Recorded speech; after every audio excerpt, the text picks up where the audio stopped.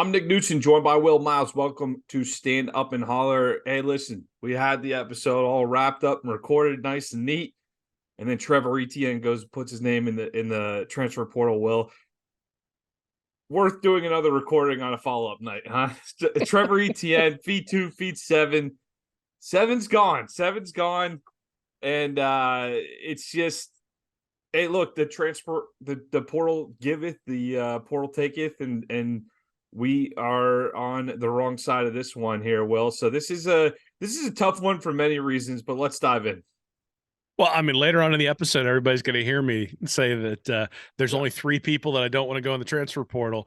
There's Shamar James, there's Trey Wilson, and there's Trevor Etienne. And Etienne, obviously, in the portal. There have been a lot of rumors about this for a while. It's been percolating around. We had gotten some messages from people we knew telling us that Monday was going to be a bad day. So obviously, it took a couple extra days to make the decision, but Etienne in the portal at this point. The staff did what they could to keep him there, couldn't do it. And honestly, from everything that we've seen and everything we've heard, this is a guy who wants to win, and he's not necessarily confident he's going to win in Gainesville. That's probably the more disturbing thing. If it was just a money thing, we'd go, okay, that's fine. But this is one of those guys who came in as really the first recruit for Billy Napier in that transition class, comes out, gets all SEC freshman his freshman year, puts up essentially the same numbers this year.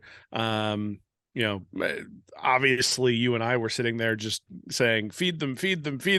And maybe 3 games in, we're saying, let's change the distribution and give it to Etienne a little bit more. Look, I understand when you're out there and your defense can't stop anybody, and so you got to throw the ball a lot. So the running back's not necessarily always getting the ball. When you're splitting carries with Montrell Johnson, and certainly Cam Carroll's going to be coming back too, you take a look at that and you go, hey, is there an opportunity to go someplace else and have a lot of fun? Winning games while also showing what I can do maybe in somebody else's system, and Etienne's going to have an opportunity to do that.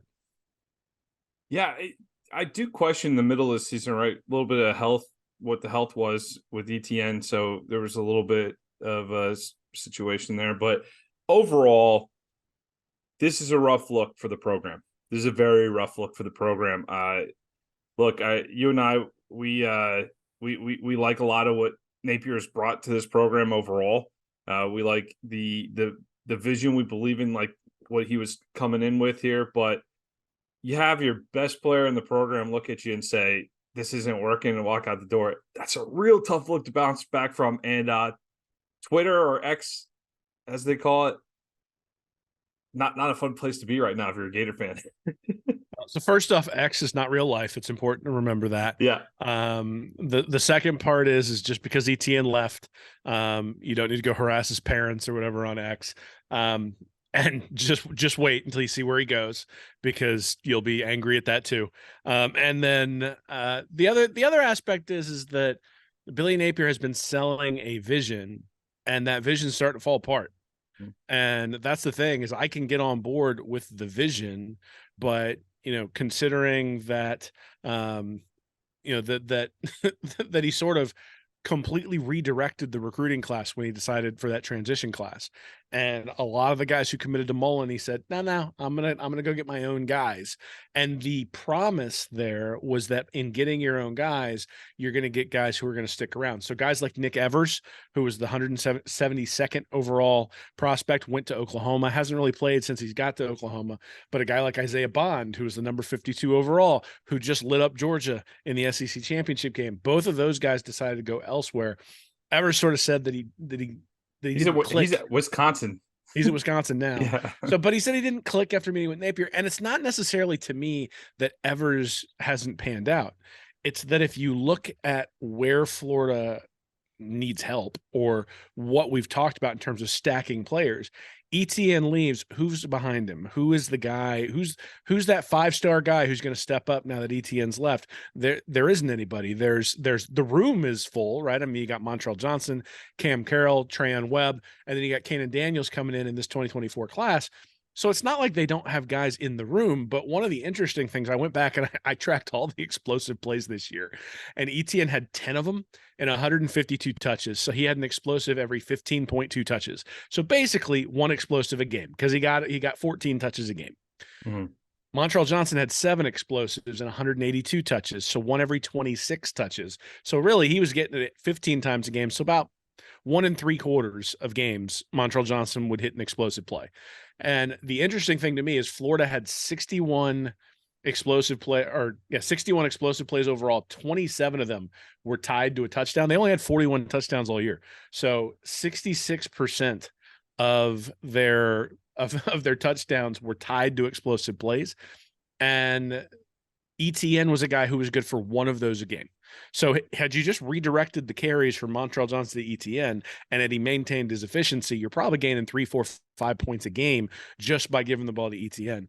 And they never really found that mix where they could use him in the most efficient way possible. And you're giving up that explosivity on the ground. Look at Trayon Webb. He only had 30 touches, but he also only had 1 explosive play. That's right in line with Montreal Johnson. And, I'll have to go and look. I'm not even sure if I can find the stats, but look at what some of the other running backs have done in the country. But I'm willing to bet that an explosive every 15 touches for a running back is pretty high up there in terms of the list. So they're losing an explosive player. Can you replace guys at running back? Yeah, you can replace guys at running back. I think really it's more what you said, which is that it's a PR black eye. It suggests that the guys who are there who you thought were going to buy in are not necessarily buying in. And the other thing that it does is it sets up Florida and sets up Napier in a moral quandary. And what I mean by that is the long-term health of the program may be better served by saying, we'll do the best we can to bring in a class in 2024, but we're going to play a bunch of young guys because we need to get ready for 2025, because that's kind of what's necessary to really move the program forward. I don't think Napier has that luxury. So do you go and raid the transfer portal for guys who maybe aren't going to be there for a really long time because you need to put up some wins? And there's this moral hazard of not only are you going out and finding those guys to bring into the program, but you're going to bring in the guys who are going to help you in 2024, not necessarily in 2025 and 2026. So to me, that's sort of the issue, or one of the things that we need to watch is you can't just bring in guys from the transfer portal for the transfer portal's sake. You got to bring in guys who are going to do something that specifically moves the program forward for 2025 and 2026. But given the level of vitriol right now, and we'll see how the 2024 class closes, we'll see if there's some commitments in 2025 that could sort of get the juice going again. But given the way things feel right now, it's going to be really difficult for Napier to get the patience from the fan base, from the boosters, in order to get into 2025, which means there will probably be some decisions that are made for 2024 specifically. And that's not always necessarily the best thing for a program. That's what I worry about. I know we went back and forth on text a little bit today. I think I said I felt like it was about 70% on Lagway before. Napier's tenure was 70% on Lagway. Now it feels like it's 100, and you came back with, no, it's always been 100%. So that's probably accurate on that, Will. But I do feel like there's a lot of pressure. Like we talked about, hey, Mertz is coming back. That's great to get him in there. I think we got to see Lagway as soon as possible next year. I think this does change some things for Napier's equation. It's difficult in this day and age in football too. The other thing too, and Billy Napier's not going to be afforded this. Unfortunately, this is not something that a lot of people are going to be empathetic to. You're the coach of the Florida Gators, figured it out. That's probably what you're going to hear from a lot of people. But the landscape of college football has just changed. I was trying going through the history of the program, Will. I'm just thinking of players, just a guy just to walk away from the University of Florida football team to go find a better opportunity of this magnitude. And you think about, we had incidents in the past where, Cam Newton is out. You had Will Greer at one point, but just the straight up decision of, no, I'm out. I'm going somewhere else. I remember a couple of years ago when Napier came in, Jacob Copeland transfer. I was like, man, that guy's going to be a number one receiver. What's he doing? That was before we knew much about Pearsall and everything else. Like, I was a little surprised by that, but you've seen it all over the country. Big schools are going through it. Fleming at Ohio State, wide receiver, is very involved in the game plan there. There's all kinds of examples around the country of this. Rocket Sanders, KJ Jefferson's talking about it at Arkansas. So you have a lot of big players at different schools doing this, and you knew it was going to come home to roost at some point at Florida, but this is a tough spot because it's about an all hands on deck situation right now within that locker room, and you just lost one of the best pieces you have on that team. Yeah, so I don't want to jump too far off the cliff here. I think it's one player. It's the running back. That's typically an easy position to replace in terms of productivity. And I think the guys they've got in that room are going to give you about at least 80% of what ETN would have given you anyway. So, like there is value. There are value that you put on a person and in terms of their performance and how that how that sits, and the amount of time and effort and energy you got to put into it along with NIL money in order to get somebody to stay becomes a question. And I don't know all the details of what went on behind the scenes. The real problem with all this stuff is that we've talked extensively over the last two coaches about the importance of the bump class, the second recruiting class. And the reason that one's so important is because that's when you get the elite guys in without having had to show anything on the field yet. Like, you've basically got guys in the fold in August or September before the ball's even kicked off. And even if you struggle that first year, you can blame it on the previous coach, right? So Nick Saban goes 7-6, Kirby Smart goes 8-5 in their first years. It's easy to point to that and say, look, 7-5, 7-5, or 8-5, 7-6, that's acceptable even for these elite coaches to start with. So the 6-7 last year isn't the problem. The problem is the 5-7 this year, and the recruiting was not high enough for that bump class to give people hope that Napier's going to be able to turn around quickly. And so what's going to happen is he's going to have to fill some gaps in order to get to this 2024 class. And, the issue with the bump class wasn't necessarily that it wasn't good enough. It was that it was going to require a patience that I'm not sure that the boosters, the fans, or the program has in terms of the overall program and the trajectory of the program. So that's going to be the question. I mean, the question is going to be, look, you now have had two substandard years. If we call those year 0 and year 1, which I don't agree with, but I've heard people say that, if you call it year 0 and year 1 because it's such a huge rebuild, well, year 2, everybody takes a leap. And so if this is really year 2, then it's time for a leap. And like you said, I think hope is what Napier is going to have to sell, because he's not selling competing for an SEC championship next year, I don't think.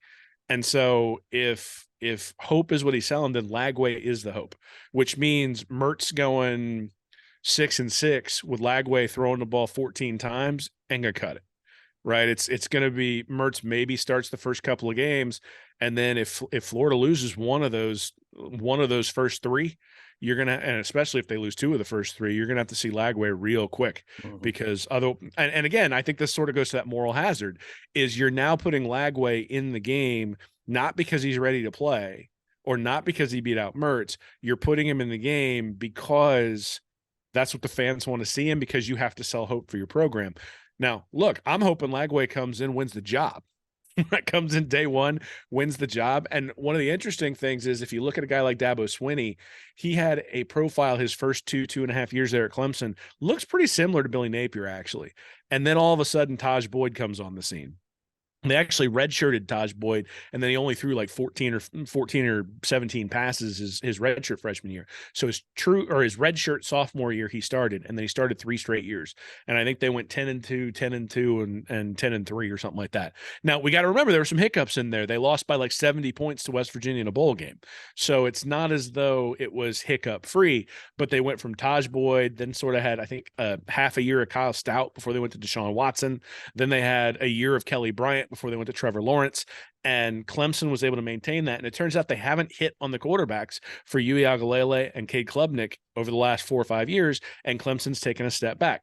So what that says to everybody, or should say to everybody, is that if you hit on an elite quarterback, you're going to be at least competitive, like in that 10-3 range overall. The problem is you have to hit. So at this point, Napier has one shot left in the bullet, right? There's one bullet left in the chamber, and it's DJ Lagway. And how he deploys it is going to end up being the most important decision that he makes in the era. We can talk about, Jordan Seaton, which is a different issue, that Seaton committed to Colorado today. We can talk about a lot of different things in terms of the 2024 class, the 2025 class. None of that matters. DJ Lagway will be the guy who either leads Florida to 10, 11, 12 wins, or he's going to be the guy who comes in and sort of DJ Uiagalelei, and the surrounding cast around Lagway, I don't think is going to be as good as what Uiagalelei or Klubnik have at Clemson. and you're playing in a tougher conference, which means it's going to be lights out pretty quick at that point. Tough day, Will. Tough day. Partially expected. We've been hearing rumblings around this for a while, so partially expected. Any clues on destinations with ETN? Where would you expect them to end up? Georgia. Stop it. I mean, he's going to Georgia. Stop it. He's And trying to I'm pile not on happy right about now. it, but I think that's where he's going. Oh, The other option would be LSU. Obviously, that's going back home, right? He's from Louisiana. Going I back could to live with LSU. LSU. I could not live with Georgia. I could Well, not live with that. I mean, No. I only threw LSU out there because I know that Georgia has the, stick the stake through your heart, but that's where he's going. Going to Georgia, man. You're just trying to set yourself up for the worst case scenario. I like Pretty that. much, because Yeah, I don't just have a set ton it of up. inside info on that, but that's the way Gator football has gone for the last decade. Is hey, we think we're getting ahead. Oh, there's a giant kick in the nuts, and I mean, just think about it, right? You got McElwain with the Will Greer suspension, you got Mullen coming in, and like everything just falling apart in the last year that he's there, in the fog game and all that crap that happened at the end. You got the bowl game where just nobody showed up. So the prized running back recruit that everybody was really excited about from Louisiana, where Napier sort of sold him on the vision, saying, "I'm out. I don't believe in the vision anymore." Well, that's a tough one, and there's a there's a vision up in Athens that's been pretty successful. So hopefully that's not the case, but that's where I expect him to go. All right. Well, we just want to add this quick section at the beginning of the show here to address the Trevor Etienne transfer portal. Our first cover, Will, on the magazine. Etienne, man, if he ends gonna up need at a different Georgia, picture next year for the magazine. Yeah, we're gonna have to get maybe like make it like a senior only, that we're like, we know this guy's not transferring next year. I'm gonna reach out to Lagway and ask him if he'll like sit, like the Tebow Spikes Harvin cover. Like maybe we can do something like that, and help the NIL fund for DJ Lagway as we move into 2024. Since the entire magazine is going to be about Lagway at this point. Listen, I think you and I have been pretty clear-eyed in about the situation here, that Napier inherited a total rebuild and that it was going to take some time. I think that's something that we've consistently harped on.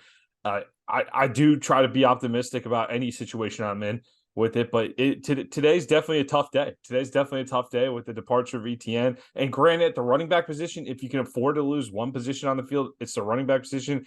But man, you can't afford to lose special talents on a team that needs all the talent it can get, and that is a special talent walking out the door. So tough loss for Billy Napier, tough loss for the Gators. Let's see what they do to bounce back. We're going to cut over to the originally filmed episode from here on, so you'll hear the introduction again. But for Will Miles, I'm Nick Knudsen. We'll see you guys next week. Go Gators. I'm Nick Knudsen, joined by Will Miles. Welcome to Stand Up and Holler. On this week's episode, we'll discuss the college football playoff decision. We'll go on to some 2024 schedule leaks. Those are coming out on December 13th, the full launch. So Florida's got a couple dates out there, but we're going to focus on what Georgia has coming up in this 2024 season. I saw SEC Mike had a leak out there on Twitter.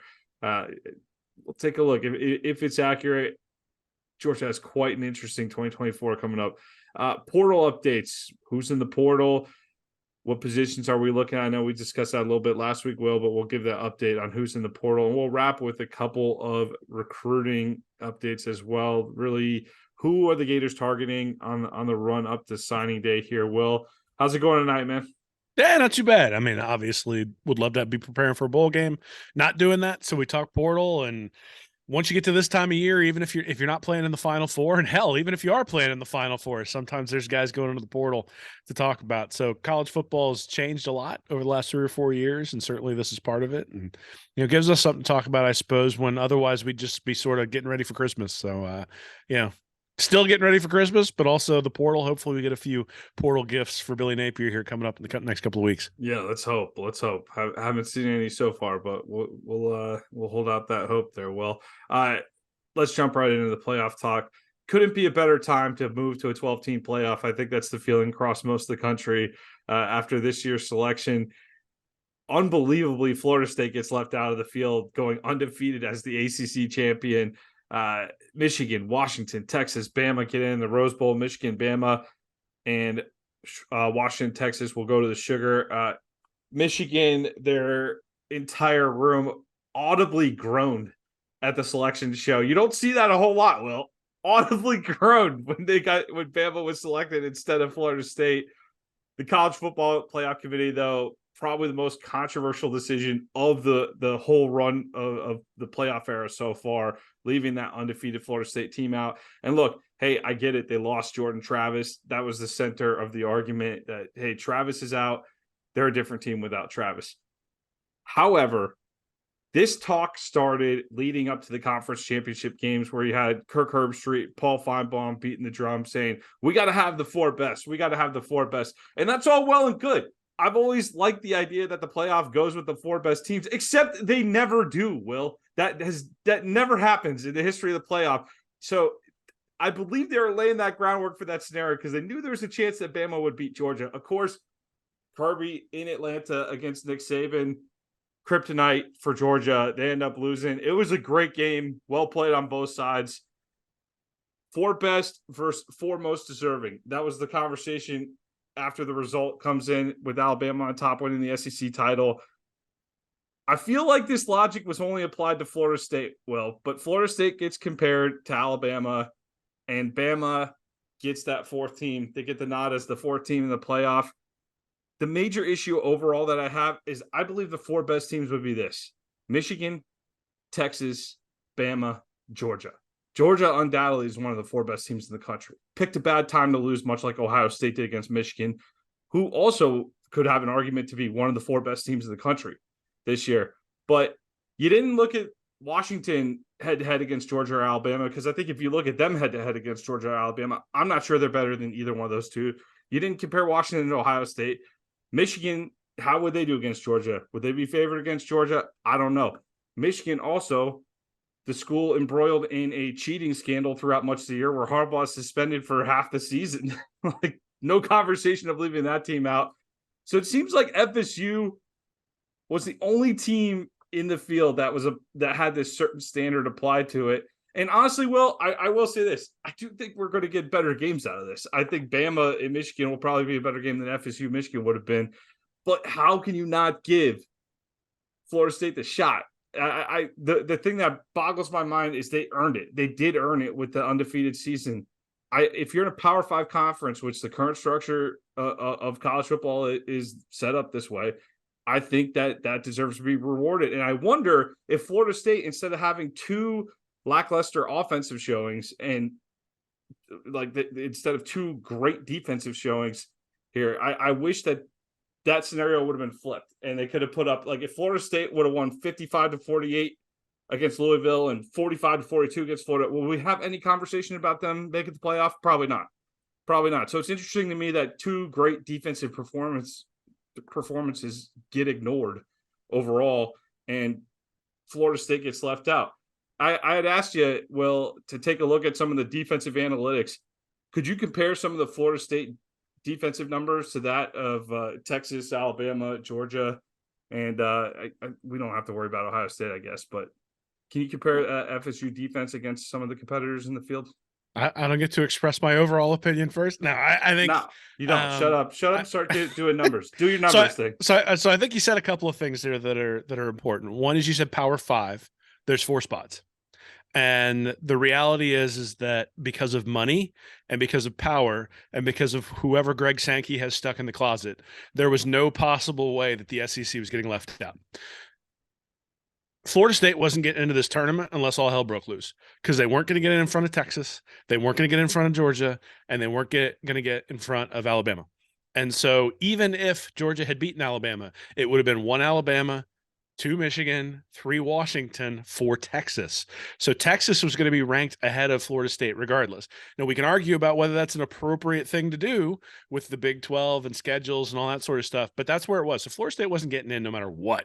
They needed everybody to lose. They needed Washington to lose, but even then, I think you'd make I actually think the best case you could make for anybody jumping Florida State is Oregon. I think Oregon was one of the best teams in the country this year, had 2 one-score losses to Washington. Obviously, that makes Washington go. go. Washington had 7 one-score victories this year. That never happens. So if you look at their post-game win percentage for every game, and basically you can multiply all those post-game win percentages, they had a 1.6% chance of going undefeated based on how they played. Florida State was at 1.4%. So Florida State and Washington, I thought, were really, really close. And the fact that no one is debating whether the Pac-12 that like fell apart before the season and only really had 2 good teams, like whether it's worth, whether it, like, Florida State really gets hurt by Clemson being bad. Like if Clemson had finished 10-2 and they beat Clemson by a touchdown earlier this year, I think everybody looks at the Florida State team and thinks something different. But look, the other thing is I've been advocating, and I know I'm fighting a losing battle here, but I've been advocating for a exclusive tournament in college football for this very reason, is that we have something to talk about. And once you get to 12 teams, I'm not going to care who the 8-4 team is, who gets the 12th spot, whether it was LSU or Ole Miss or whoever. Now, if it's Florida, obviously I'll care. But other than that, I'm like, they're just going to get their butt kicked in the first round anyway. So, and will I watch the games? Yes. Do the bowl games now suck? Yes. Like there's a lot of stuff there that I understand why this is being put in place. But in terms of like the pageantry of college football, what makes it special, these arguments are sort of what makes it special. And let's not pretend that Florida State's never screwed anybody who was undefeated, who had an opportunity to play for the national championship. I believe it was West Virginia years ago where Florida State had one loss. 1993. Well, no, so 93 was Notre Dame, because Notre Dame had beaten them head to head, but then Notre Dame lost to Boston College on a missed field goal the next week. Right. And Florida State jumps them and plays for the national title. So this has been happening in college football forever. The idea that this is some newfangled thing where, oh, well, we're gonna leave somebody out, or we're gonna have somebody jump or something like that. The difference is, like, in fact, I saw somebody who looked at the BCS computers and those rankings, and Florida State was going to get left out there too. It was just they were going to get left out to Texas. So well, 2000, you had that Florida State team that lost to Miami go ahead of Miami. You remember that, where Florida and Miami played in the Sugar Bowl, where they had the brawl on Bourbon Street? Oh yeah, the night or two before the game. Yeah, that Miami team beat Florida State that played for the national title that year. Yeah. So it's happened. So if you asked me a question about defenses, because that's really the question, right? Is Florida State's defense good enough to overcome the limitations that they have on the offensive side of the ball? Florida State's defense is 4th out of the top 10 teams in the rankings. So the teams, in no particular order, are Penn State, Michigan. Well, this is an order of defense based on EPA, so expected points added. So this is every play. How many points would you expect them to give up on a standard play? Penn State, Michigan, and Ohio State actually have negative EPA values on the defensive side of the ball. Florida State is next at 0.03, then Oregon at 0.075. That's why I said Oregon was a really good team this year. Then Georgia, then Texas, then Alabama. And Alabama's at 0.109. So Alabama's 0.7 worse than, or 0.07 worse than Florida State. Then Missouri, Washington? Then Washington, dead last, 0.181. Dead last. Dead last in EPA for defense. Now just to clarify, Will, throughout the entire NCAA? No. Dead last out of the 10 teams in consideration. Okay. The top 10 teams in the playoff rankings. Yeah, right. Dead last. So if I look at differential, because now you look at the offense minus the defense, Oregon's actually the number 1 team. They're at 0.390. Ohio State, 0.327. Georgia, 0.304. Penn State, 0.302. Michigan, 0.298. Florida State, 0.211. So Florida State's 6th. Then Alabama, 0.193. Texas, 0.189. Washington, 0.188. And Missouri, 0.150. So what it really sort of boils down to is, if you look at Washington and Missouri, they're almost the same team.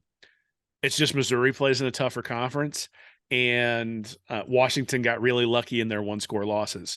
Missouri's 10-2. They're a very good team. They are not a championship level team, but Washington is sort of in the same breath. They win the 2 1-score games against Oregon. They win 5 other 1-score games. It could have gone either way. Like I said, their post-game win percentage was 1.6% to go undefeated. Their Pythagorean expectation, which is basically points scored and points against, suggests they should win 72% of their games this year, and Missouri was at 70%. So I think if Florida State was going to make a case, I think they made a mistake trying to make a case over Alabama. What they should have said was, the ACC is a better conference than Washington. in the and Pac-12, and right? Washington has worse statistics than Florida State does. You should put us in over Washington. I don't know whether, like, I think Washington actually had an advantage playing on Friday night. I think Washington had an advantage that they had tried to hype that as Bo Nix and Michael Penix Jr. for the Heisman. I think Washington, because it was a close game back and forth, but Washington basically controlled it.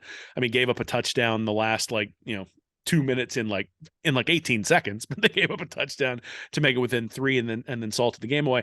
I think that gave them an advantage. But to me, the narrative for Florida State, that two, if I was Florida State, I would have done two. I would have been like, I swear, guys, Jordan Travis will be back in 4 weeks. Like, he'll be ready for the bowl game. and then the other aspect would have been Washington is the team that is substandard. Now, you can make that argument against Alabama, but the history means nobody believes it. Because Alabama, I mean, the crazy thing about Alabama is they look like garbage against Auburn the week before. They look like garbage against Texas. They look like garbage against South Florida.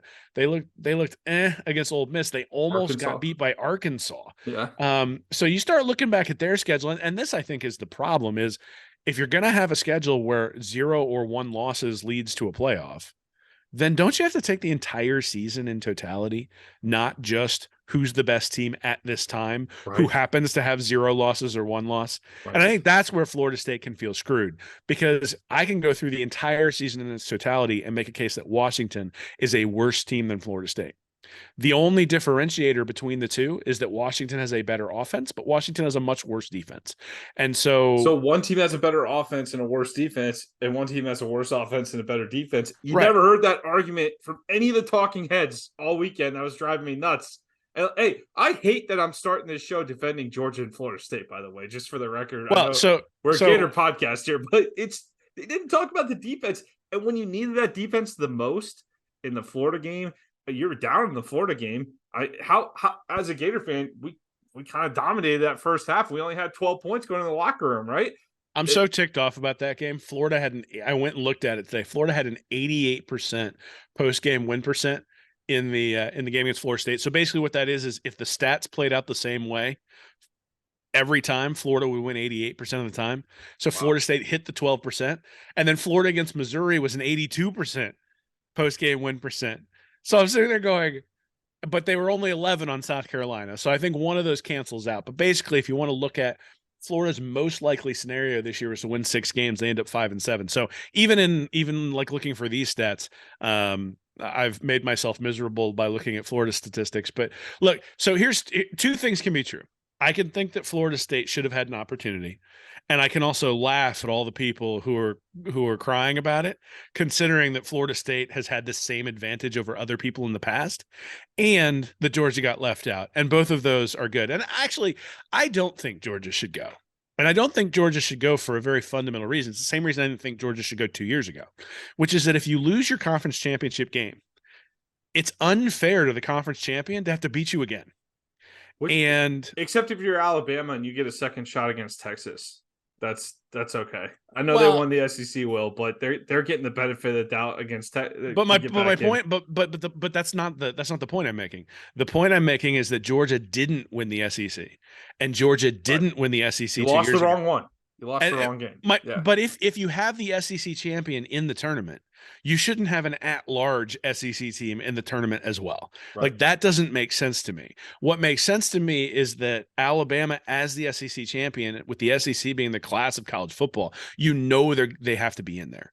And then Texas winning the Big 12, somebody who beat Alabama, they're going to be in front of Alabama. So this is where Florida State screwed up, because they needed to recognize that they were not getting in over Georgia.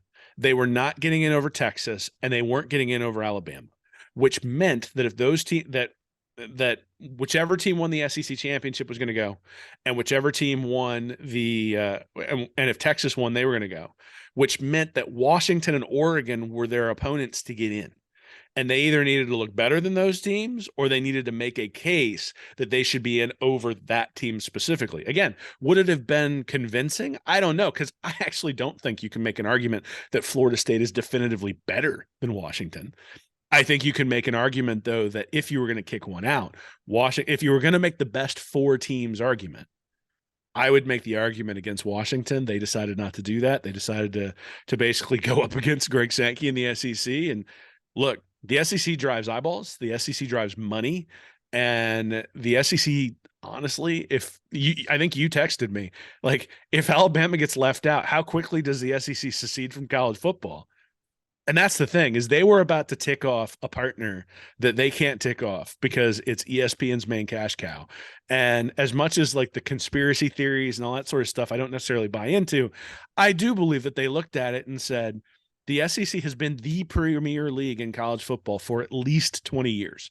How can we leave that champion out after that game we just saw? When we just saw Tate Rodemaker look terrible against Florida, and then we saw his backup look even worse against Louisville. And it just became one of those things where they said, like, we'll modify our rules because next year it's going to be best 12 teams anyway. So we might as well get a start on it. It's not going to be best 12 teams next year either, Will. They're never doing the best 12 or the best 4. They haven't done that. That's never been the standard. So it's just totally conflicting arguments, never once evaluating Washington the way you just did there. Well, the way we just had that discussion about Washington, didn't hear any talk about Washington. I actually heard people say Washington should be first. Didn't hear any talk of, hey, the school that had their coach suspended for cheating for half a season. Didn't hear that. Didn't hear any of that. But hey, they're in. Washington's in. Roll Tide, baby. Well, I'll tell you, the other team that got screwed that I didn't hear anything about is Ohio State. Just like, I hate the Buckeyes. Again, it's the same situation as Georgia. You just lost in the wrong spot. You lost in the wrong spot. You got the one loss. Ohio State, like Alabama, like Georgia in the past, has benefited from being an at-large team that didn't win the conference in the playoffs. Ohio State's done that multiple times. But if you are going to go with the best 4 teams, if you're going to go with the best 4 teams, I think you can absolutely make an argument that Ohio State's a better team than Washington. True. So I guess my and I think this is why you're getting upset or getting animated about it, is the best 4 teams standard was applied to Florida State. And the best 4 teams was not applied to Washington. And if not you're even Michigan, is Georgia better than Michigan? So Michigan is an interesting case. So Michigan, I have their post-game win percentage their chances of going undefeated at 36%. So they have dominated their opponents. What was that schedule like, Will? I know the schedule. Well, I know the schedule was East crap. Carolina, Rutgers, but look, the schedule was crap for Florida State, and they're at 1.4%. So if we're comparing Michigan and we're comparing Florida State, I think we can say that Michigan played at least a better opponent because Penn State's in the top 10 and Ohio State's in the top 10. So I think you can say Michigan played a more difficult schedule than Florida State. Their Pythagorean win expectation is 81%. So you would expect them to win 8 out of 10. The Pythagorean expectation never predicts that you're going to go undefeated. So that number can fly a little bit all over the place. It also values defense very heavily. It's got Penn State at 91% in the Pythagorean expectation, but they had a 0.0% chance of going undefeated because they just face planted against Ohio State and Michigan. But so my point is that, so here's the other thing is, if you look at yards per play, right? You got Penn State, Ohio State, Michigan, and then Florida State in terms of ranking on the defensive side of the ball. But Penn State's 1, Ohio State's 3, Michigan's 4, Florida State is 10. And that's the difference between giving up 3.7 yards per play or 4.5 yards per play. So it's a significant difference. And then Georgia's really close. Alabama's really close. Oregon's really close. Texas is really close. And then it drops when you go to Missouri and Washington. So I don't think Florida State is so differentiated on defense that this is some giant travesty. This isn't the first or second or third ranked defense in the country that just shut everybody down. I think it was very impressive what they did in the second half against Florida, though I would also propose that Florida decided to go into a shell and not let Max Brown throw the ball at all. And for some reason, Louisville somehow turned a wheel route that was wide open into an interception, but on the next play. But Louisville had a chance to win that game. Florida had a chance to win that game, and they didn't get the job done. But I understand why people look at Florida State and think that they're, a paper tiger and all this stuff. I think that the question is, so like when Virginia Tech made the national championship game back in 1999, they had Michael Vick, but they weren't the best team that Florida State faced that year. And you end up with Florida State winning the national championship. Tech gave them a pretty good run, but they weren't the best team. They're just the undefeated team that came out of, I think they were still in the Big East at the time. Yeah. And so I look at it and I go, that's been the history of college football. So to have a team in a Power 5 conference go undefeated and get left out leaves a sour taste in people's mouths who have grown up with that sort of stuff. But look, this was always the danger when you put a committee in place. Is there are conflicts of interest? There are the realities of money. There's the reality of matchups. And there are just the inherent biases that everybody looked at Florida State and said, wow, Jordan Travis is carrying them. And that wasn't actually true, because if you look at their offensive performance, it really wasn't even all that great all year long. It was middle of the pack. In fact, it was bottom of the pack for these 10 teams. So it's not like Jordan Travis was playing lights out. What Jordan Travis did was give you the confidence that if they were down by 3 or down by 7, that he would have the ability to drive them down the field. No one has that confidence in Rodemaker or I don't even remember the other guy's name.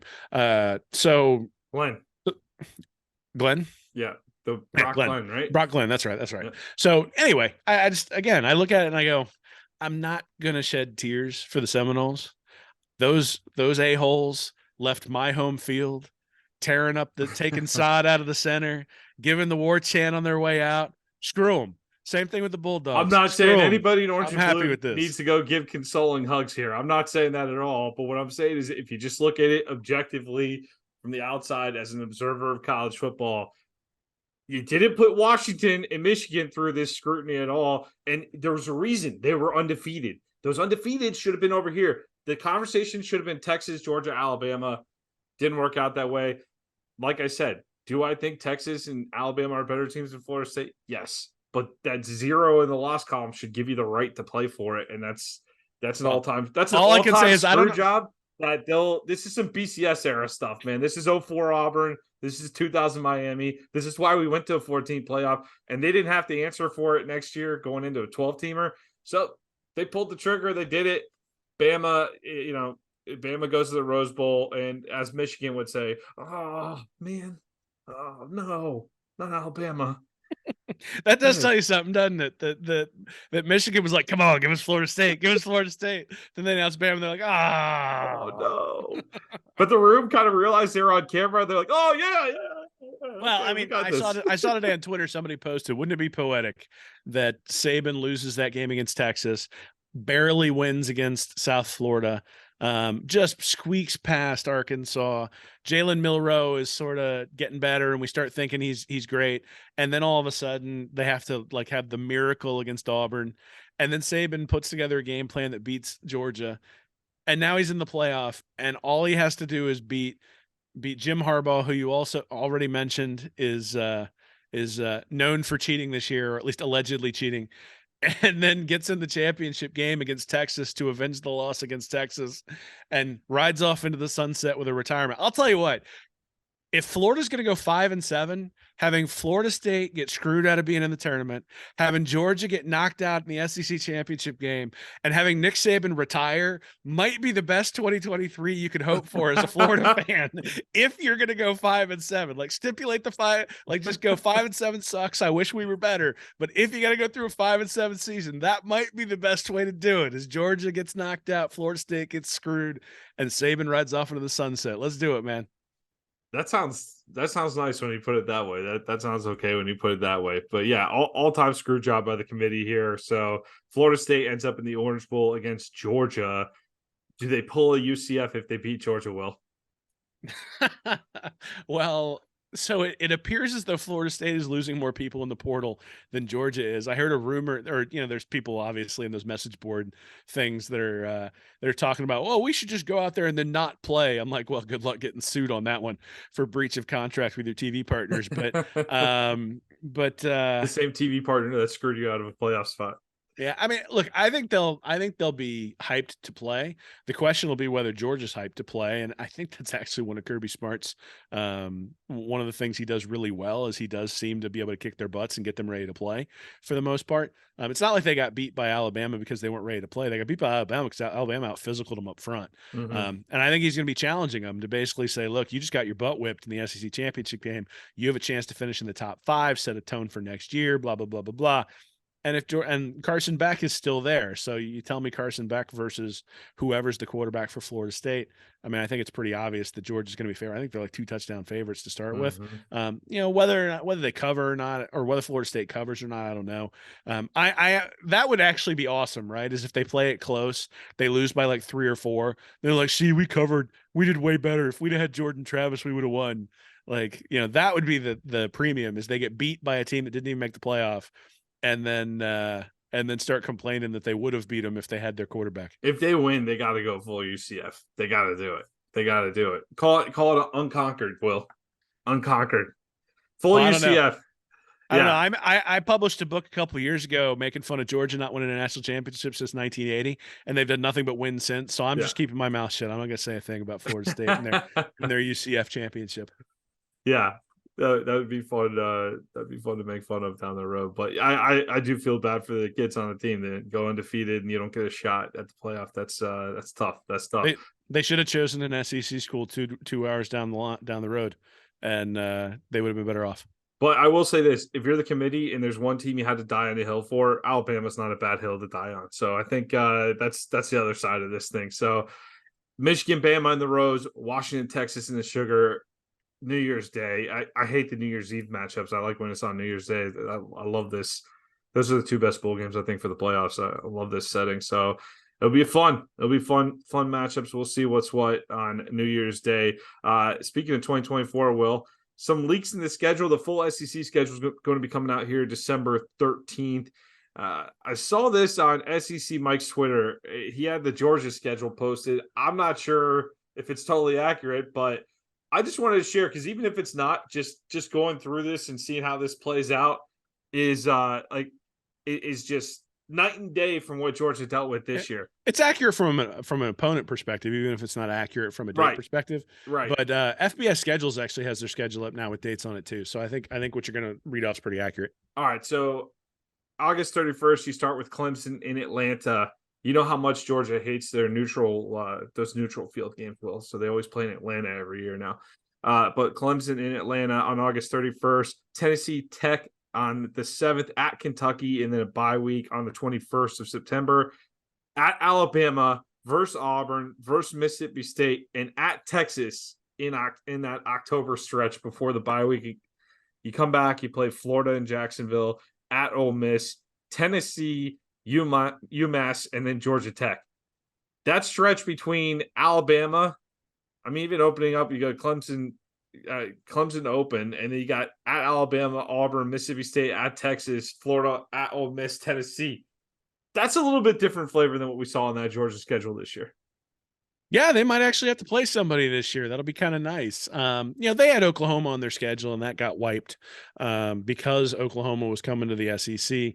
I don't want to give them a whole lot of credit for that. I mean, whoop-de-doo, you scheduled Oklahoma once, and it fell through. You could have scheduled something else. You didn't have to go schedule Akron or whoever they wound up scheduling this past year.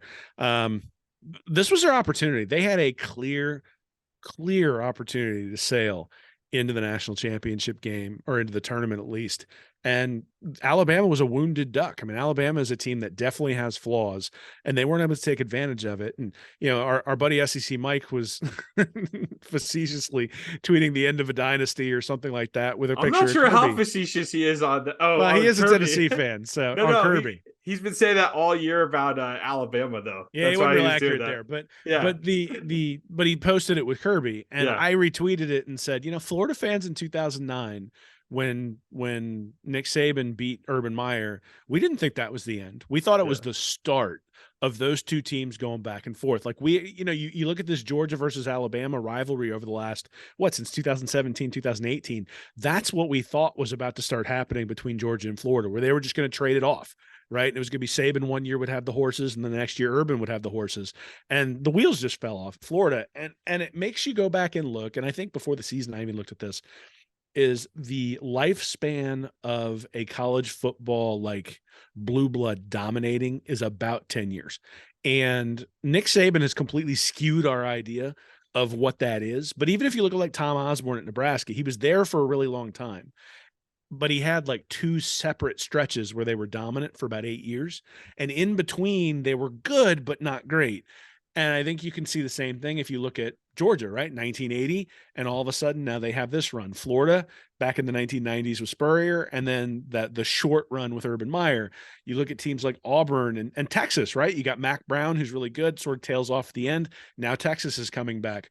Um, so I think that's generally, even if you think about like Tennessee under Fulmer, like it wasn't until Peyton Manning took over and then they win the title with T. Martin that that team was winning SEC and national championships. There was a window where they were very good, but the window where they were great was very short. And Mhm. that's sort of, I think, what's going to be interesting to see with Kirby Smart. You got Vandergriff, who's transferring out now, the backup quarterback. You got Dylan Raiola coming in, who's a 5-star, ranked higher than DJ Lagway, actually, quarterback in this class specifically. You got Carson Beck. There are all sorts of rumors about negotiating NIL deals there. You got all the stuff going on with the portal, all the who knows what happens with that as things move on. So we're entering a new era of college football. I don't think that Kirby Smart's going to be unprepared to deal with it, but I do think that it's fair to say that Nick Saban is a special case when it comes to keeping these things going. And he's sort of had his 10-2 seasons every once in a while where it dips for a season or two, and then all of a sudden sort of reinvents himself and comes back.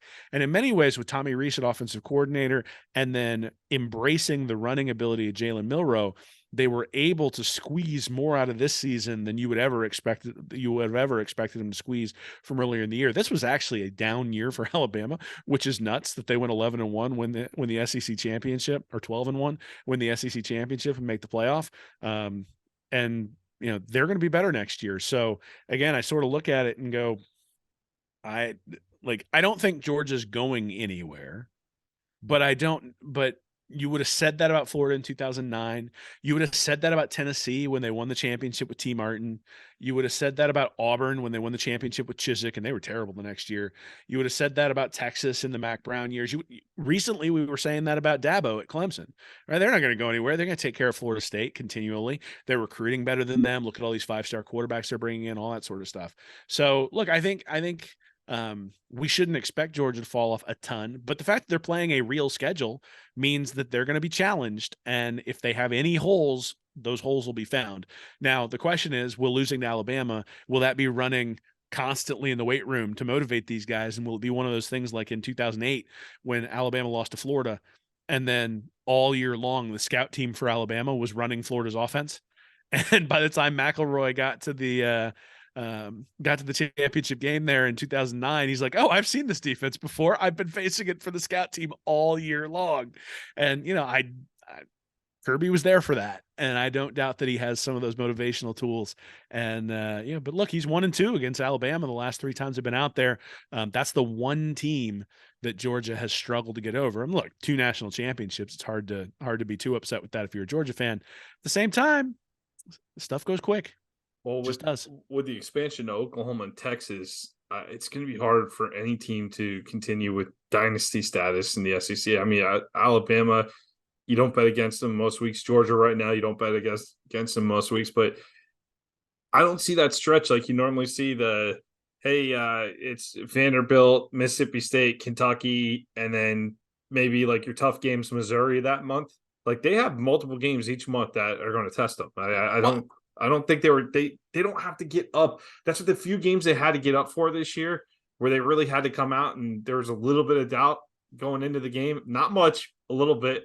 I'll give you an example. Kentucky going down there. Did anyone really think Kentucky was going to beat Georgia going into Athens? No, but they're coming off good performance against Florida. They were looking. We're interested to see what they were. They just got smashed. Like they did the same thing to Tennessee last year when they were remotely challenged, and that's what they seem to be able to flex their muscles in those games against the fraudulent teams. Ole Miss this year, they can flex their muscles pretty easily against teams that don't have Alabama, Georgia level talent. and so I think what you're going to find is that schedule strength is going to play a much larger role in the outcome in the SEC, at least overall, especially for the teams that all sort of recruit in the same area, because you'll have a year like this past year where Georgia is able to kind of skate by. And there'll be a year where the rotation for some reason gives them Vanderbilt, and Florida's having a down year, and they'll get Mississippi State and Arkansas. And all of a sudden you look at it and you go, yeah, that's really not that hard to schedule. And it'll be because they missed Alabama and they missed Texas and they missed Oklahoma. But then there will be years where they get all three of those guys, and one of those teams, say Missouri this year, right? One of those teams will happen to take a hop up, and you'll be like, "Woo, that schedule's a lot more difficult than we thought it was," right? Like I looked at the beginning of the year, I think you and I both looked at Missouri and said that's a toss up for Florida, but it's because Missouri is as flawed a team as Florida is, not because Florida is going to be great and Missouri is going to be great. Missouri had a really good year. They saw a lot of stuff go right for them, but Luther Burden and Brady Cook did a really nice job of taking a jump. And so because they did that, Missouri was a better team, which meant by the time we got to the Arkansas game, we went, oh crap, like we need to win this one. Because if we don't get it, we may not get any of the ones. Like we may be staring down a 5-game losing streak. And that's exactly what happened. The second half of Florida schedule this year was brutal. And it was brutal, not just because of Georgia and Florida State. It was brutal because Missouri turned out to be a really good team. You drop the one to Arkansas, and all of a sudden, you're not bowl eligible because of it. Well, for those of you wondering, 2024 Florida schedule, we got Miami August 31st, Samford of 42 points in the first half in 2021 fame. Samford comes to town on September 7th. You got Texas A&M September 14th, October 5th, UCF, October 12th at Tennessee, and then Georgia is at the that first weekend in November, the 2nd, and I believe the 30th is FSU at FSU. So the games remaining, the home games are Kentucky, LSU, Ole Miss, don't have a date yet, and at Mississippi State and at Texas, going out to Austin, Texas next year. So, hey, we're kind of chuckling at the Georgia schedule. Not much easier on this side of the fence, Will. No, and depending upon how Texas A&M is with Elko, depending upon whether Cristobal is able to get solid play at quarterback, we'll see what Heupel's able to do there at Tennessee, what Florida State's able to do without Jordan Travis, LSU without Jaden Daniels. Right, there's a lot of questions in there, but Ole Miss, LSU, and A&M sort of as like your West exchange, because there is no East or West anymore. Like there's no Vandy on the schedule. Even Mississippi State, while I think they're going to be somebody who doesn't play all that well, it's not going to be the old Mississippi State where, it's air raid and, you got Will Rogers throwing for 5 yards an attempt. So I given what Florida showed us on the field this year, they got some steps to take to be able to take on this schedule. And that's one of the things Napier's really going to have to do, obviously, is build out this roster to be able to sustain stuff for more than a game or two, because they just haven't been able to do that for 2 straight years. I like the Levy hire out of Miss State. I think they're going to have probably a solid transfer quarterback playing out there. So I don't think that's going to be an easy game, but we shall see, Will. We shall see where those dates fall. That comes out on December 13th. I believe they're doing an SEC release show. I don't know if it's ESPN or SEC Network, but it's December 13th. That will be finalized. Portal updates, Will. Let's jump right into it. I want to start saying this. I saw a great tweet from Allie Wilbur the other day. She has, of course, she has a great show on YouTube as well, but she said, I'm all for the kids doing what's best for them in their careers. That's what they should do. But miss me with the quote unquote Gator for life when you hit the transfer portal. And I've been thinking the same thing for a while here, because the Gator forever. Gator forever, it was the one that drove me nuts. Saw that a few times. It's like Gator forever except for next year and maybe the year after that. So I think some of these guys come out with graphics and you're like, all right, cool. I think that's the most I've seen you this year. But look, it's a little dramatic with the transfer portal stuff. If you're going to enter your name in the portal, that's cool. Just get in the portal. Just get in the portal. So are you telling me I'm not a real Gator since I went to Virginia Tech after I was done at Florida? No, hey. I could have stayed at Florida. I abandoned the university to go. You can spend time at Florida, but if you're going to the transfer portal, I'll tell you one year where you're not going to be a Gator. It's next year. It's next year you're not going to be a Gator. And I do think that that's if you're actively competing against Florida, I think for a year or two you're taking a year off of being a Gator. But you could be a Gator once you're done with your college career on that. But it'll be like the Buckeyes then, who claimed Joe Burrow, even though they buried him behind Dwayne Haskins and let him transfer. Like if Kyle McCord goes someplace and plays great, they'll claim him. Yeah, they're gonna start claiming him. Yeah, just like we claim Cam Newton. we claim several. We got a couple of those floating around out there, man. So we got a couple of those floating around ourselves there. So hey, it's an interesting thought. That's all. I do appreciate that too, and I agree with Ali too. Where hey, go do what's best for you. Rooting for you. I always root for Gators at the next stop unless they're playing Florida, which some of them do. Some of them do play Florida. Are the Gators on that day too? No, you can beat Gator after you're done playing for them again. But if you compete against Florida that day, you're not a Gator on that particular day. But There's so much in your feels, man. Princely UMan Milan hits the transfer portal along with Chris McClellan on the defensive line, and Kamari Wilson, not a surprise there in the portal. But only 3 defensive transfers so far in recent weeks. Are you a little surprised by that? No, I mean, I think we got a hint at who was going to come out in the transfer portal by the guys who came out for senior day. So Mazuka, Chikahau Bowman, Odom, Egwican, Humphreys, Jaden Hill, Jalen Kimber, Jamarcus Weston, all were guys with eligibility left who came out and celebrated on senior day. I might have listed one there who didn't, but basically, we had an idea that those were some of the guys who were going to leave. You had the 6 seniors. You know that they were like, so my scholarship count is they got 23 spots right now. They got 19 guys in their class, and they certainly expect to add. I would hope, given what they've added, so they added 19 and then 20 the last 2 years from high school. I think they need to be like 25. And so if they're going to bring in anybody through the transfer portal, not only do they need to have 2 more guys leave, they need to have probably 4 or 5, maybe even 6 guys leave to free up those spots for the transfer portal. Now, look, there'll be guys who transfer out in the spring, and they'll sort of be able to push those guys out. That's actually sort of maybe the hidden story in the transfer portal to me, is I think there's a lot, like if you look at mid-grade guys who are going to the transfer portal, like, I didn't expect that guy to go in the portal. I think in many ways, it's sort of like the old gray shirt, right? Where you bring a guy in and you're like, well, we'll give you a scholarship in a year if you sign with us, but we're not actually going to put you on scholarship right now because we don't have the numbers. In many ways, this transfer portal is sort of that same way. I think for the elite players or the guys who are really in demand, the transfer portal is great. I think for some of the guys who need to be pushed out to make room for those guys who are moving around, I think it's probably going to work out less great. There'll probably be some deals. There'll be some discount rack DBs somewhere or something like that, 3 weeks from now when some guys haven't found a home. The question is, do you want those guys are those the guys you want? I think in some cases, if all you want is depth, you do that. I don't think Florida can afford to just go with depth. I think they need starters. So they're going to be in, I would imagine, on some of these guys who are going to be kind of expensive, and just sort of the way it is. On the offensive side, Landry, Farmer, and Herman along the offensive front. Douglas, you mentioned Chiako Bowman from the wide receiver group. At the tight end group, Savigny joins Jason Odom, who had hopped in early.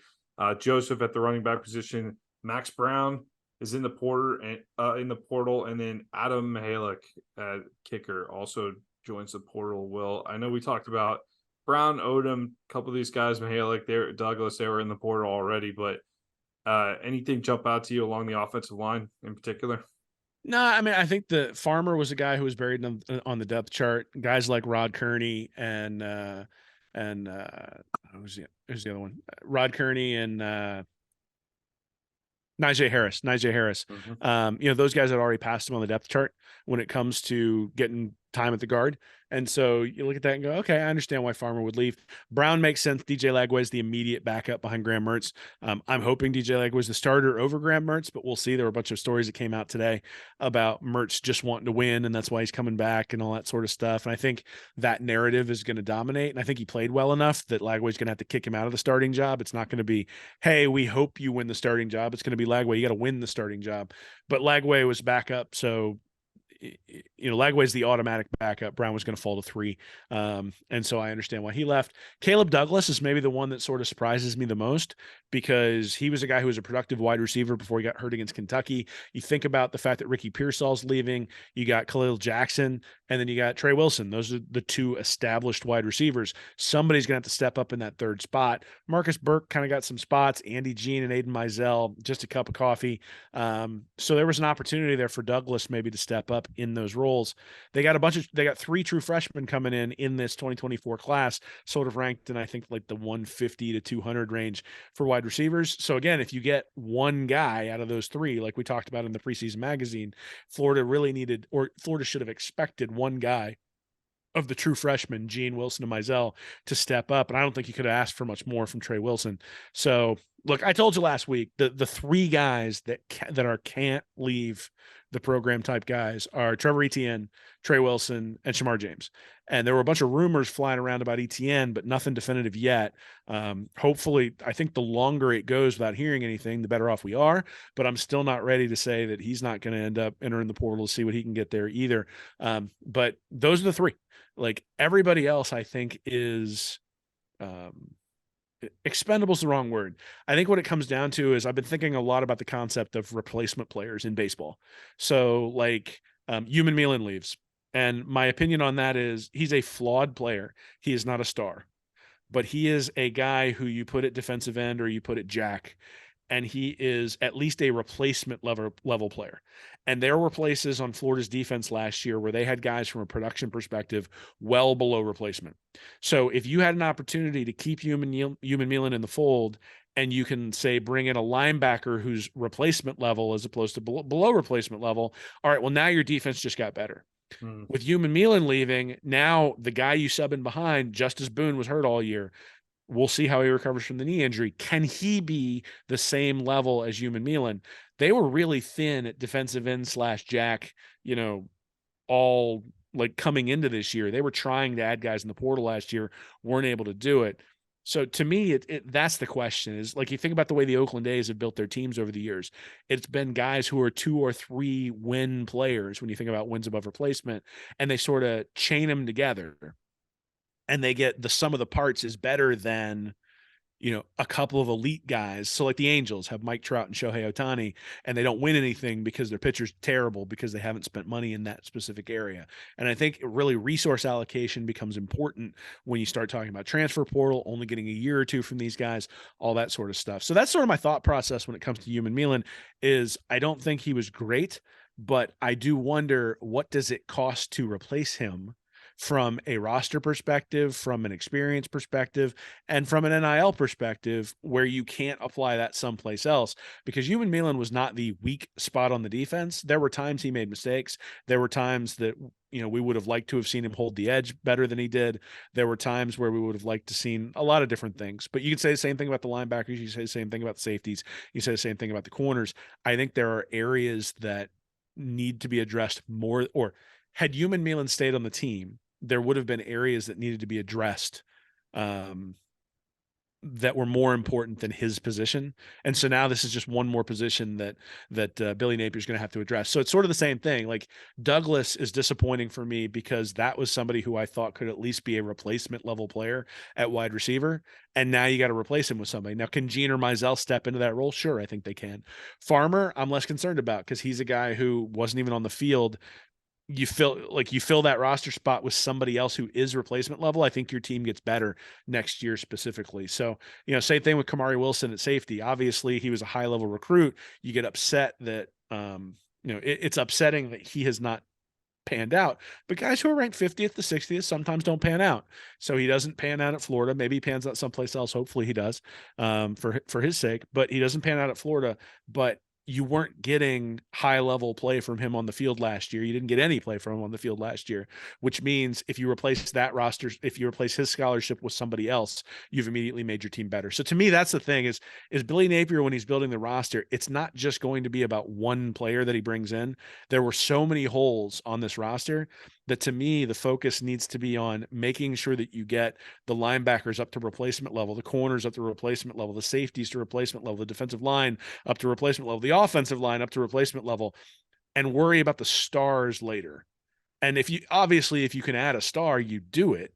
But I still think that the focus needs to be on making sure everything is competent. And, we talked a little bit last week about meaning that's Power 5 starters, right? Those are people who have real track records of playing games in Power 5 conferences, who what you're going to get when they come in. And hopefully you get a little bit better results than we got from some of the guys we brought in this past year who had that sort of experience. I absolutely believe that Human Milan was done after this year. Anyway, I was thinking he was going to go to the NFL, but with the kind of money you can make in the transfer portal, might be productive to stay in college one more year anyway. But Well, so he I tweeted kind he of, tweeted today he'd be open to coming back. yeah. So, and that it wasn't about money. So, there's no defensive line coach right now. And they have a window where they're able to enter the transfer portal. When And so when until that guy's in place, you know, when someone says it's not about the money, it's about one thing. Well, well, it's about the y- money. you're such It's a about cynic. it's about the money. I think the NFL thing, it was something I expected with him, but um, yeah, I mean, I could see where he tests the waters. The one that really surprised me though is McClellan. He was a guy that his freshman year I really liked him. A little bit of a sophomore slump this year, we'll call it. Didn't really grow into the role like I was hoping this year, but he's definitely a guy that I saw so much good from him his freshman year that I really had some hope for as an upperclassman next year. Well, he's an interesting dude because you and I 2 years ago went to the Gainesville Quarterback Club meeting. I was talking there, and you went there with me.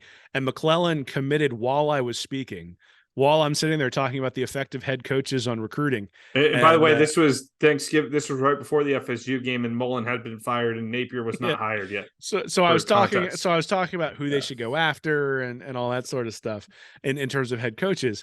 And all of a sudden I get a question from the audience. Hey, that kid McClellan committed today and there's no head coach. What do you have to say about that and head coaches be affecting recruiting? I'm like, well, that's a kid who wants to be a Gator right there. So that's why it's surprising to me. Like it's you never know what's going on through kids' heads and that sort of stuff. And it's not as though he went forward in the pecking order, right? Like you had Desmond Watson and Javon Dexter, who were sort of the ones last year. Dexter falls into or not Dexter, Watson falls into a backup role this year as Cam Jackson and Caleb Banks step into those starting roles with McClellan backing up. So again, you didn't go up in the pecking order. Banks is going to be there for a while. Jackson's coming back. That was one that who decided not to transfer and decided not to go to the NFL.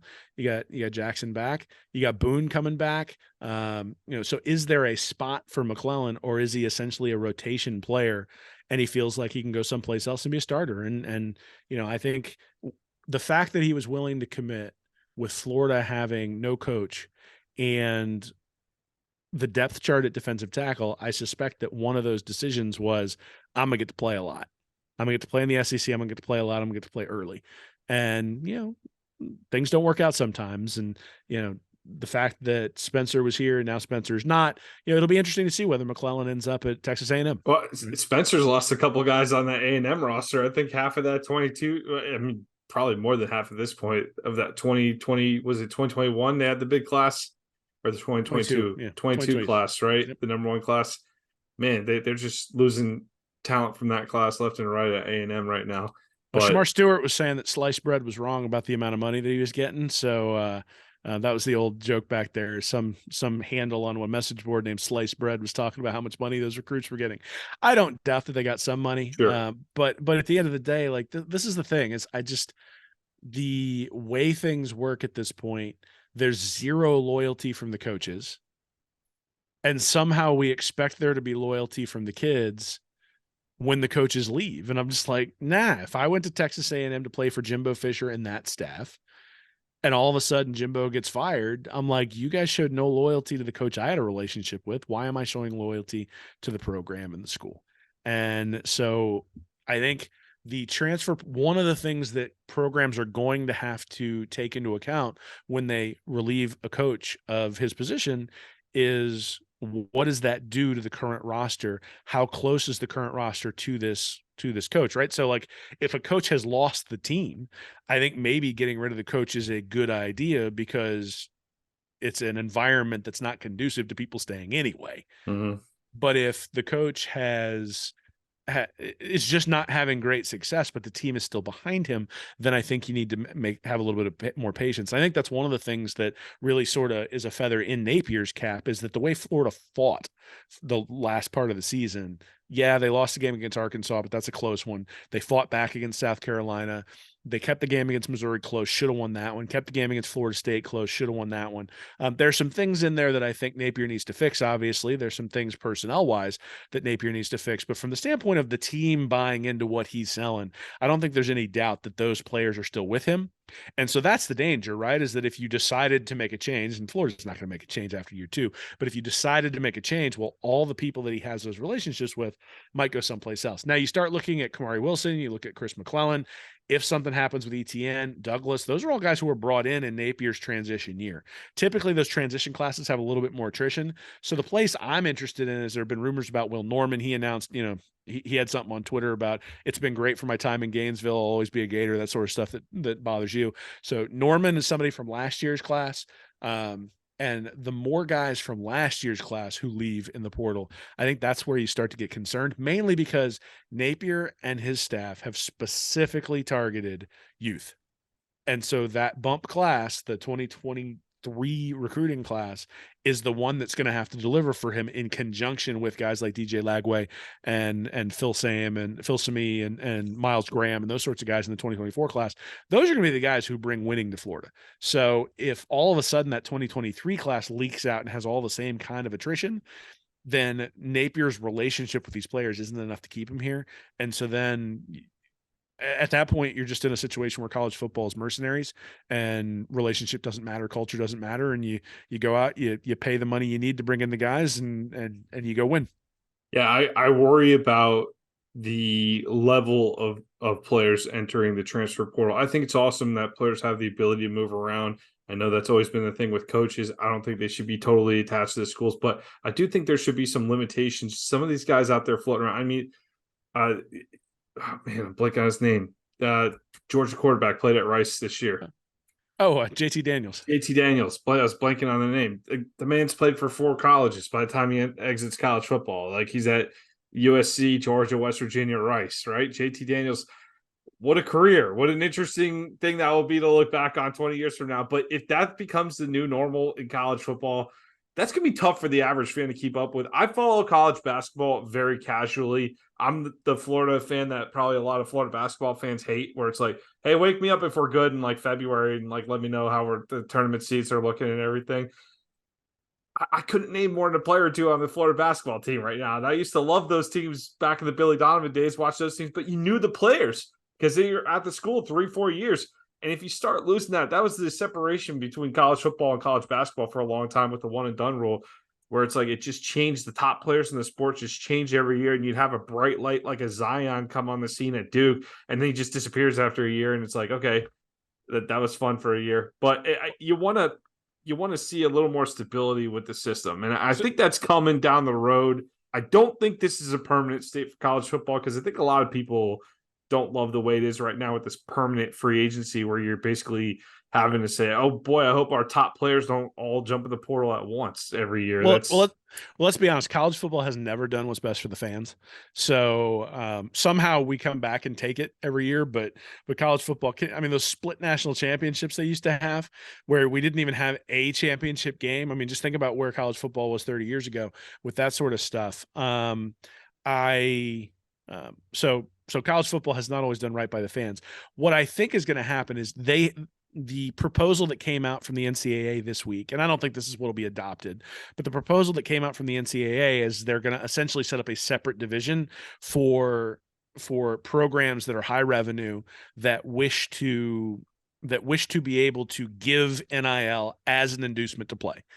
And the minute you connect the playing and the name, image, and likeness dollars, then you can have a contract in place that makes somebody stay for multiple years. You can have something where you're not getting paid much at the start, but there's a lot on the back end, or I don't know what the contracts would look like, but you would be, because right now you can't do that. What you do is you sort of like, my understanding is you sort of tie the NIL to fulfilling requirements in a certain geography, but you can still fulfill the requirements in that geography while also fulfilling requirements in a different geography for a different entity.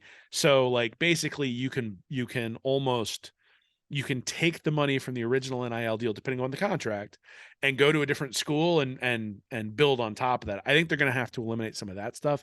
I think the contract aspect of it is really going to be what's fascinating as this stuff moves forward.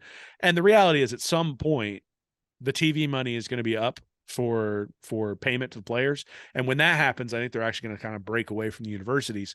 And when, again, then it'll be a question of contracts, right? I mean, like, if you're an Eagles fan, you've become accustomed to Jalen Hurts being your quarterback. If you're a Bengals fan, you become accustomed to Joe Burrow. Patriots, obviously, with Tom Brady. Colts with Peyton Manning. That, I think, is going to be, and there's a lot of fungible guys who are in and out every year on the offensive line, the defensive line, stuff like that. But at least in terms of who your main guys are isn't going to change. The interesting thing is, I saw Clay Travis tweet something the other day about, from an antitrust perspective, why 4 years? Why do you only get 4 years of eligibility? And, it used to be tied with you're in school, right? You're in school. And so when you're no longer in school, you can no longer play.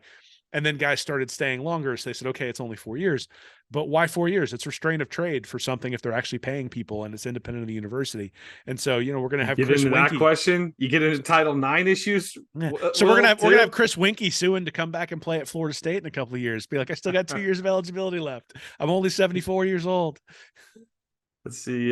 Shane Matthews still can zip it a little bit too. Hit up Shane Matthews if we need a quarterback here in a year or two. Well, Yeah. Why not? Why not? Hey, hey, listen, Tim Tebow, come on back. Yeah, it's going to be interesting to watch. It's going to be interesting to watch develop. I don't think, for those of you, I say that to put out because I know there is a segment of the fans. I'm getting to the point now too where the every year free agency thing drives me nuts too at this point. But I do like the fact that the guys have the ability to move. I just wish there was a little more stability within the setup overall, where it's like, hey, the guy maybe once a career is looking to move, not every single year. It's crazy right now. All right, well, we're approaching early National Signing Day. Big targets for the Gators still on the board. Jordan Seaton, number one offensive tackle out of IMG.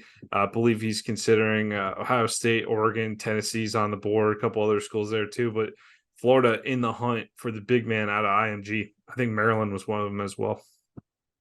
Yeah, I mean, Seaton obviously is the big one. We'll know probably by the time this posts, because he's announced on the 7th. We're recording this on the night of the 6th. Yeah. Look, I think it's no secret Florida needs help on the offensive line. The offensive line class here in 2024 is okay. It's not great. It can jump to excellent if Seaton is in the fold, right? You get an elite offensive lineman coming in. He'd be their third 5-star in the 24/7 composite rankings. I actually think that LJ McCray is probably going to jump into that. So that would, I mean, if he does, that would give them 4 5-stars with Jordan Seaton. They've got a bunch of guys in the top 100, but Fletcher Westphal is their best offensive lineman right now. He's ranked 200th. He's an offensive tackle. And then you start going down. Marcus Maskell, ranked 466th, also a tackle. Michael Boyeru, who just recommitted to Florida after decommitting earlier this year. Actually, sorry, he's a defensive lineman. You got Noel Portzigen, I think that's how you pronounce it. Interior offensive lineman from Germany. And then you got Mike Williams, the offensive tackle, ranked 1,237. So, and Portzigen is 991. So they got a couple of guys in the thousands. They got a guy in Maskell who's at 466. They got a guy in Westfall who's 200. That's a decent offensive line class, but it's not an offensive line class. It's much better than last year's offensive line class. And, are you going to get elite starters out of there? So to me, Seaton is the obvious guy. Day one, left tackle starter. You bring him in, you put him in, and you just grow with him, right? You say, look, Westfall, right tackle, Seaton, left tackle, Austin Barber's obviously around, Cam Waits is obviously around. You got to beat those guys out, but those are guys who should have the ability, or at least should have the capability to beat those guys out relatively quickly, and certainly push them to get better, even if they don't beat them out. Something I've been meaning to mention, Cam Waits is just cartoonishly huge. Is he not? Like when they do the shots of the line, he's just so much bigger than every single person on that field. You mentioned McCray, LJ McCray out of Daytona Mainland, another Mainland player, Xavier Mincy, defensive back. Been on the Gators' radar for a while, has seemed to, based on what I've heard out of 24/7, I like their podcast with Andrew Ivins. I believe Cooper Pategna is on that too. Xavier Mincy He's just played it a little bit close to the vest. Hasn't really let people in too much on that, but he's been a huge target for Florida throughout the entire cycle here. Well, Daytona Beach, so obviously that important circle we always talk about around Florida. But he had a pretty close relationship with Corey Raymond from from all information that's out there, which means the dismissal of Raymond is going to impact this. Now, if it was Cormani McClain and his profile last year, I'm not sure that they make the same move that they made with Raymond. I think they're probably willing to sacrifice a guy like Mincy in order to get the right guy that they feel like is the right guy there as a defensive backs coach. At the same time, that is one of the reasons why it's so important to me that they get these coaches in, because these guys need to know. So typically you have the staff gets fired after early signing day because you lock these guys in. I don't think you can do that anymore with the transfer portal, because I think they'll just enter the spring transfer portal after fall practice, or after spring practice, or maybe even before spring practice, if they feel like they've been lied to. And so I think actually announcing those changes probably a good thing early on, assuming you have replacements in place to bring them in. And that's the place where I think Florida needs to get moving, is they need to make sure that these guys, at least, whether we know or not, the players need to know who their position coaches are. And, I mentioned Ewan Milan was tweeting today. One of the things he tweeted, somebody tweeted something about, I wonder if he would consider coming back once he knows who his position coach is. And he tweeted, yep. And so the implication is he doesn't know who his position coach is going to be. And that's a problem, because that also means that LJ McCray doesn't know who his position coach is going to be. And you figure then that also means Xavier Mincy doesn't know who his position coach is going to be. And those guys need to know that in order to make a decision. So if nothing else, I think one of the things you might see is some of these guys push off their decision beyond early signing day if they don't know who the coaches are. And that's unfortunate, but that's something to be watching for, is to some of these high-level targets just not make a decision in December because they're waiting to see who's going to be coming on board. Well, according to half of Twitter, it's going to be Ed Orgeron. So problem I'd be solved. all over Ed Orgeron. Go Google Ed Orgeron Roback, and you'll be all in on the Ed Orgeron era as well. And certainly if Roback wants to sponsor Stand Up and Holler, we would be happy to say, go Roback at the end, because those are some awesome commercials. Orgeron's a character, but I saw Ian Snell today posted on Twitter that he was recruited by Orgeron when Orgeron was at USC, and it came down to Florida and USC. And he's like, I almost went there because of Orgeron. That guy's a hell of a recruiter. And so I sort of look at that and go, all right, like, yes, that is what Florida needs. Florida needs a guy who's just going to go out there and recruit. That's Orgeron. He connects with people in a way that, we make fun of him with the Farmer Fran jokes and all that sort of stuff. But I would be okay with that. And I think he'd bring significant value to Florida. And you mentioned this to me the other day in a text exchange. We'd have an interim head coach sitting right there if things went wrong, because he's done it at every stop he's been at so far. So, maybe that's the reason not to hire him, because he should be the early on. You'd be like, we've already got the guy there. He should be the defensive interim coach in waiting / defensive line / press conference coach. He should handle the press conferences too. I would love that. Just end everything with "Go Gator" at the end of it. I would love that. If it wasn't for the scandal stuff, like, the guy they should bring in for press conferences is Les Miles. Like, I thought you were going to say Orgeron. Orgeron fit the scandal stuff too, so I wasn't sure which LSU coach you were talking about. Orgeron was less scandal ridden than Les Miles, and certainly I don't know. I don't know all the details of what was going on at LSU, but obviously there's been some shenanigans that have gone on there. Old Willie Fritz at Tulane headed over to Houston, so there's an opening at a big time Louisiana school for some football there. Edo, they should go. They should love to see Edo in New Orleans at Tulane. That'd be fun to watch. Go Rollback. Go Rollback. Gregory Smith, Sumner High School, the Sumner Stingrays here in the Tampa area. Well, he's been a guy that's emerged recently. Lanky kid, solid defensive back prospect. I know he's looking at several other schools at the moment, but Florida seems to be a strong candidate for the services of Gregory Smith. Yeah, so if you look at his list right now, he's got Vandy, Virginia, Army, Bowling Green, and then Florida. But Raymond was his primary recruiter. And so that'll be the question, right? Was he a Florida guy or was he a Raymond guy? And how does that impact? He's ranked 547 overall in the 24/7 composite. 0.8844 is his overall ranking. So a good player, but a guy that you probably expect to build into being a contributor, not a guy who's going to come out maybe contribute on special teams right away. Certainly got significant speed at the corner position, but you're probably looking at more of a special teams contributor early on if you bring him in this class. Couple of flip candidates here: Bama commit defensive back Jameer Grimsley and Ohio State wide receiver Jeremiah Smith. We're not really holding up serious hope for Jeremiah Smith, are we? I'm not holding out any hope, but if Napier flips him, that's a heck of a get. And again, I think you look at so Dan Mullen almost always had 4 to 6 all SEC players. And that's what you need to win 10 games. And you saw it with Missouri this year. If you go look at what they had, I think they had 5 all SEC guys on their team, first and second team all SEC for the AP. These 5-star guys turn into that on a fairly regular basis. So regardless of what you say about a class specifically, you need 1 or 2 from sort of the 100 to 200 to turn into an all SEC player. But if all your 5-stars turn into all SEC players, you're golden. So you think about Lagway, you think of Filsaime, you think of McCray. If they add Jordan, and then if they were able to add Jeremiah Smith, now you got 5 potential 5-star guys who, let's say you hit at the 80% rate where those guys typically hit.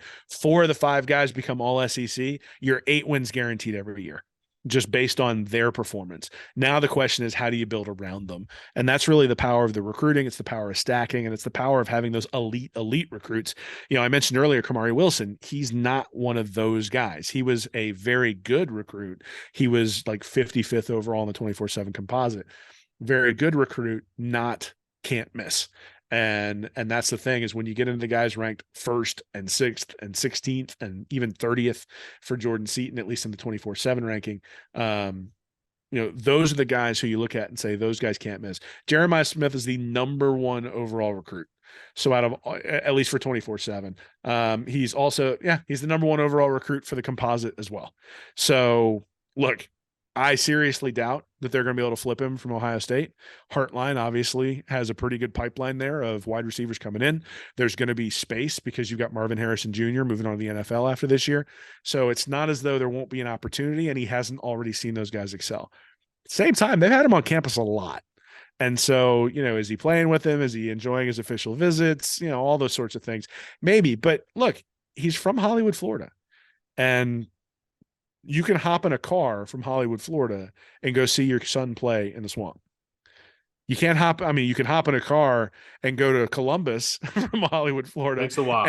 And 2 days later, you'll be ready to watch your kid play in the Horseshoe. So it takes plane tickets, right? You're going to have to fly up there and do that sort of stuff. Now with NIL and all that sort of stuff, maybe that's less of a concern these days. I got to be honest. What Florida needs to do is make sure Jeremiah Smith goes up to Ohio in like February. Like, just, be like, hold off until National Signing Day. And then a day before, go up to Columbus, Ohio at 4:30 in the afternoon. We guarantee you it'll be dark and 20 degrees. And then come back the next day and hang out in Gainesville, Florida. It'll be sunny, blue skies, and 69 degrees outside. That, to me, should be the selling point. Because if you're from, whatever, I live up in Philly. That's why my family moved down from Ohio. You're explaining exactly why. It's miserable up here right now, man. I always have to wear my sleeves and my hoodies and stuff like that in my basement because I'm freaking cold. And if you're gonna sell a kid who's from Hollywood, Florida, on coming down to Florida, I gotta say, you can't do much better than just showing him, the co-eds walking around campus in the middle of February, and it's big blue skies and warm. And then a picture of Ohio where it's gray and dark and the sun never comes out. Army Navy this Saturday, Will, up in Massachusetts, up in Foxborough. I guess it's at Gillette this year. It's normally in Philly. You ever been to an Army Navy game there in Philly? I have not. Those tickets are hard to come by. Yeah. They're not easy to get, but so they're playing it where? Up in New England? And in Foxborough, yeah. That's interesting. Army 3-point favorite. They're both 5 and 6, so you're battling for bowl eligibility. Who you got? I'm gonna take Army. All right, I have no idea why. I'll take Navy. Cool. I just wanted to figure out which team to root for. I'll root for Navy. That sounds good. I always like watching that game, but I remember the first year when Trump was elected, he went on Do you remember he came on that game? Do you watch the Army Navy game typically? Yeah, I usually watch it. When Trump was elected, he went to that game that year, and he gets in the booth and he's like, not the best players here, but they're pretty good. They not the best. It's like, yeah, of course you're gonna say that, dude. Hey, he would have been able to beat him. That's I've seen far better football players. Yeah, that's not the there are point. other things he could have said that were worse. So we'll and I'm imagining that, look, equal opportunity. I'm imagining Biden wouldn't say anything much better either. So Yeah, for sure. now, so it's funny. So the Army Navy game, I get to usually watch like the first half. And then this is the first weekend that my wife knows we can go do stuff. Right. Cause like Florida, I always kind of have to reserve that championship weekend, even though it's been a really long time since I've actually been able to watch Florida. And this past weekend was an awesome just set of games all day long, at least, to go from the game on Friday night between Oregon and Washington. That And then was you a got good the game. game, and then you got the game with Alabama and Georgia. And then you're sitting there wondering, can Florida State put up enough style points to sneak into the playoff? And then they can't. And I'm also sitting there cackling about Georgia. So it was a good Saturday, but my wife knew, hey, all right, this is a college football Saturday.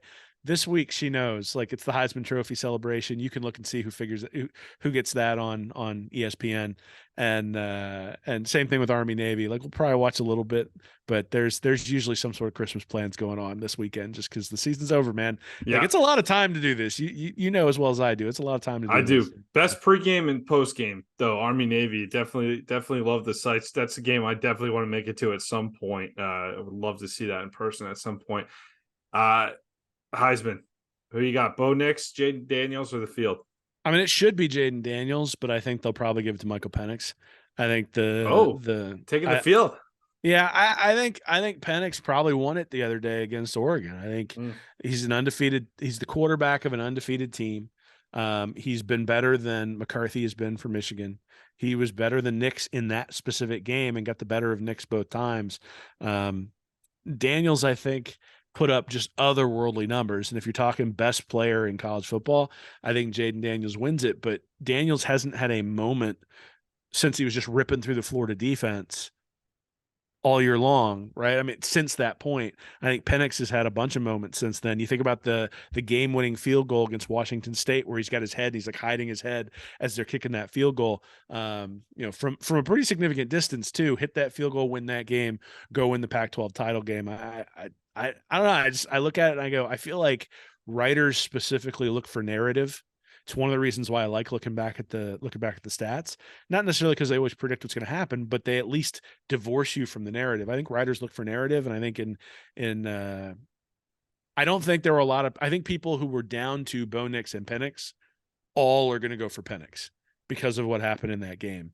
And I think that'll Penix put him ahead. definitely had the biggest moment in terms of what he did for his individual team, but I think Daniels was just statistically just so dominant this year. I think that Florida game put him on the map early on in November here, so in the middle of November actually. So I do think that Daniels has been on the radar for quite a bit at this point. I think he's going to close it out. So it's just a question of 4 weeks, right? I mean, it's been 4 weeks, and when you start thinking about it being 4 weeks, is that enough time to sort of shift the vote? And you got one guy that led his team to the playoff and one guy who didn't. So it'll be interesting to see for sure. But all right, so I'll be rooting for Navy on Saturday if you're taking Army. Sounds good. I just want to figure out who I was rooting for. Yep. Hey, just a reminder, like and subscribe to the YouTube channel if you like what we do here. Obviously you've made it all the way to the end, so you must like what we do. So please like and subscribe, helps us out. Certainly lets you know when we've got new stuff up. We're gonna be doing some stuff this off season. We're not exactly sure what all of the different components are gonna be, but want you to make sure you get that information when it goes up there. You probably saw, if you've liked to subscribe, you saw earlier this week I put up something before the playoffs were announced, sort of talking about that. We'll probably have some more sort of college football in general type stuff going up over the off season. So if you want to get that, like and subscribe, make sure that you're plugged into what we're doing here at Read and Reaction. Thanks for listening, everybody. For Will Miles, I'm Nick Knudsen. Have a great weekend, everybody, and go Gators. Hey, everybody. Thanks for listening to Stand Up and Holler.